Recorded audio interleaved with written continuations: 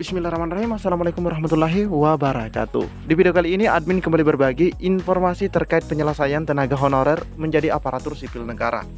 Jadi buat rekan-rekan semua yang lagi menonton video ini, silahkan disimak videonya dengan baik. Jangan di skip agar tidak salah dalam memahami informasi yang admin bagikan.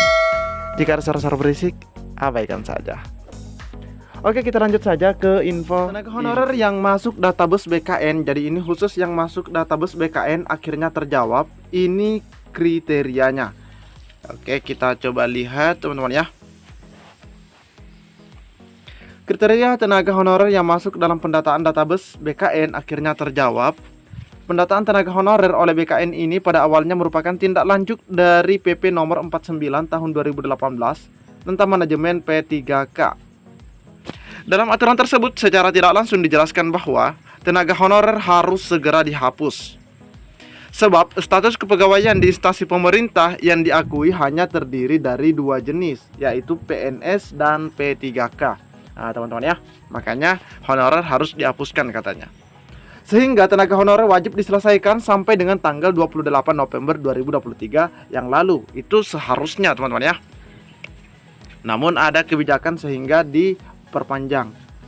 Akan tetapi pemerintah batal menghapus tenaga honorer hingga tenggat waktu yang ditentukan oleh PP nomor 49 tahun 2018. Nah, ini PP sebelumnya teman-teman ya. Ini dari Undang-Undang ASN nomor 5 tahun 2014. Sementara tenaga honorer batal dihapus, Undang-Undang nomor 20 tahun 2023 tentang ASN telah diterbitkan oleh pemerintah. Nah, dalam pasal 66 Undang-undang tersebut menjelaskan bahwa penataan tenaga honorer paling lambat harus selesai pada Desember tahun ini. Penataan yang dimaksud adalah terverifikasi, validasi, dan pengangkatan oleh lembaga yang berwenang. Lembaga yang berwenang, teman-teman ya. Setelah Undang-Undang nomor 20 tahun 2023 berlaku, pemerintah dilarang mengangkat tenaga honorer atau nama lainnya selain daripada pegawai aparatur sipil negara. Untuk itu pemerintah berusaha mengakomodasi tenaga honorer agar bisa menjadi ASN melalui rekrutmen P3K dengan melakukan pendataan terlebih dahulu. Jadi teman-teman pada tahun 2022 semuanya diminta datanya teman-teman ya, diikutkan dalam pendataan. Karena tujuannya memang arahnya memang ke situ. Karena honorer ini akan dihapuskan. Pendataan tenaga honorer ini dilakukan oleh instansi yang berwenang, yakni Badan Kepegawaian Negara. Jadi hanya BKN yang bisa melakukan itu teman-teman ya.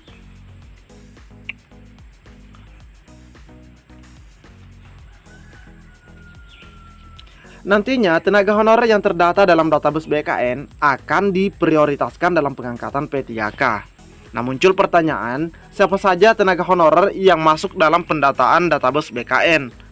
Nah, ini karena kenapa banyak juga yang mengajar di sekolah negeri kok tidak masuk teman-teman ya. Ada juga tuh. Apalagi swasta, kalau swasta itu sudah dipastikan pada waktu itu tidak diikutkan. Nah, berdasarkan surat Menpan nomor B15511 tahun 2023 yang lalu, yang mana tenaga honorer yang didata oleh pemerintah terdiri dari dua jenis, yaitu adalah honorer yang berstatus sebagai THK2 atau tenaga honorer kategori 2. Adalah tenaga honorer yang telah bekerja di instansi pemerintah sejak tahun 2005. Jadi THK2 ini sudah bekerja di instansi pemerintah sejak tahun 2005. Namun belum menjadi ASN hingga sekarang. Bahkan yang admin pernah dapatkan informasinya bahwa THK2 ini memang ada nomor THK2-nya begitu teman-teman ya.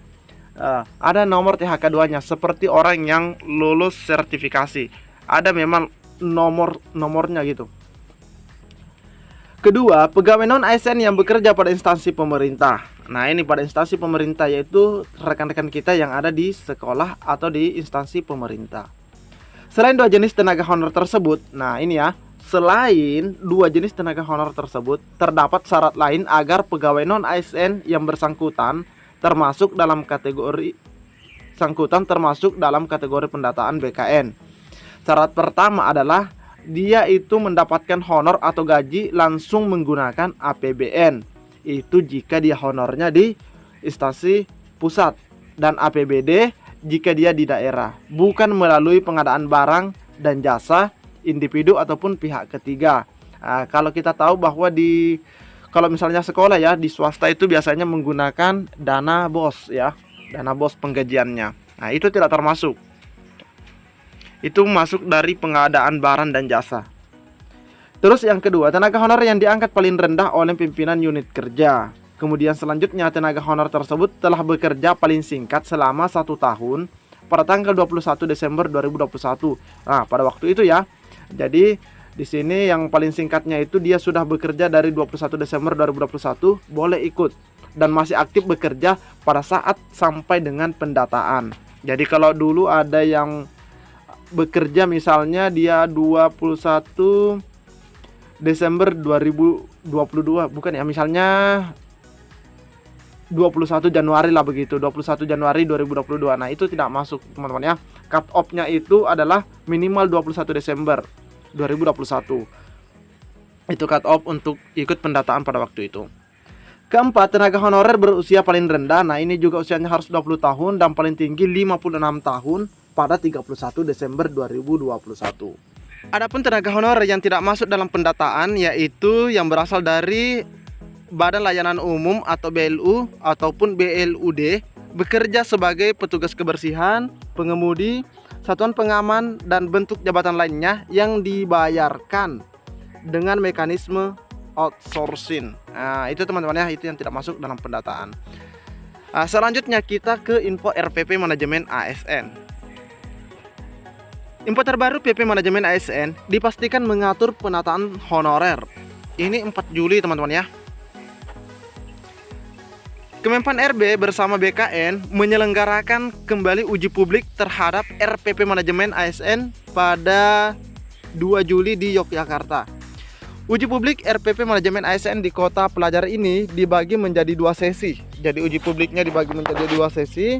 Sesi pagi dihadiri oleh para akademisi dari berbagai perguruan tinggi, di antaranya yakni Wahyudi Kumorotomo dari Fakultas Ilmu Sosial dan Ilmu Politik UGM, ada Rektor Universitas Islam Negeri Sunan Kalijaga Al-Makin, dan seterusnya teman-teman ya. Selain itu,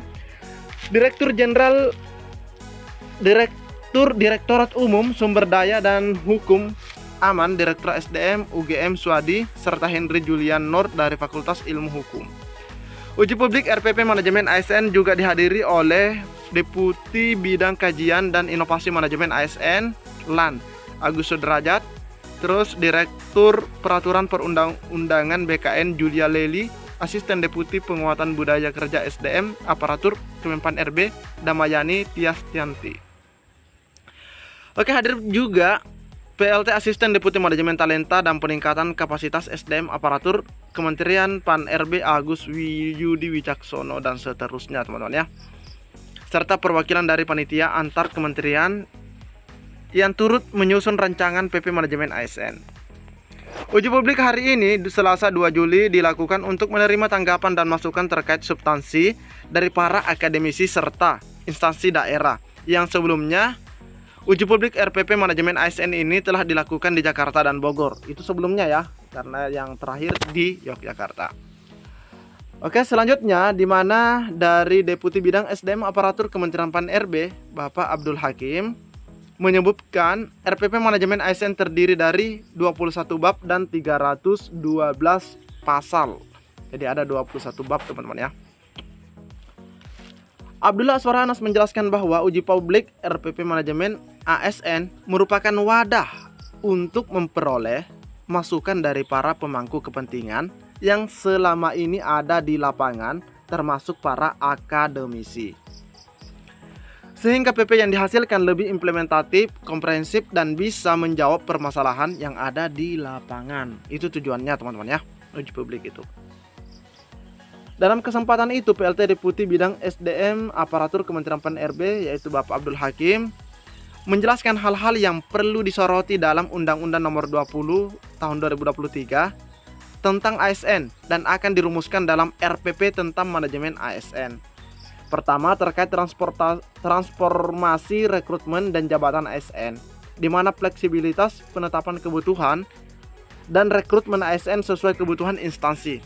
Dan jabatan disederhanakan menjadi lebih terbuka untuk mendukung organisasi agile dan kolaboratif. Undang-undang dan RPP ini mencoba mengintrodusir human capital management. Kedua, kemudahan mobilitas talenta nasional. Dikatakan bahwa ASN mempunyai fungsi perekat pemersatu bangsa, siap untuk ditugaskan dimanapun berada. Ketiga, terkait dengan percepatan pengembangan kompetensi. Keempat, penataan tenaga non-ASN atau honorer. Nah, itu teman-teman ya. Dia itu masuk di poin keempat. Kelima, reformasi pengelolaan kinerja dan kesejahteraan ASN. Hakim menjelaskan salah satu contoh terkait kesejahteraan yang akan diberikan, yaitu cuti bagi suami untuk mendampingi istri melahirkan. Keenam, yaitu terkait digitalisasi manajemen aparatur sipil negara. Ketujuh, penguatan budaya kerja dan citra institusi. Kepala BKN Haryomo Dwi Putranto berharap agar regulasi yang dibuat bisa mengakomodir semua ASN di seluruh Indonesia. Bagaimana regulasi itu bisa implementatif, tahan lama, kemudian tidak mengalami perubahan yang bisa mengakomodir untuk semua ASN di seluruh Indonesia. Jadi ini adalah info terbaru terkait RPP manajemen ASN, di mana para akademisi dihadirkan teman-teman ya, untuk melihat terus mengecek yang mana sebenarnya sudah betul-betul mantap, yang mana masih perlu sedikit diperbaiki. Cukup sekian. Assalamualaikum warahmatullahi wabarakatuh.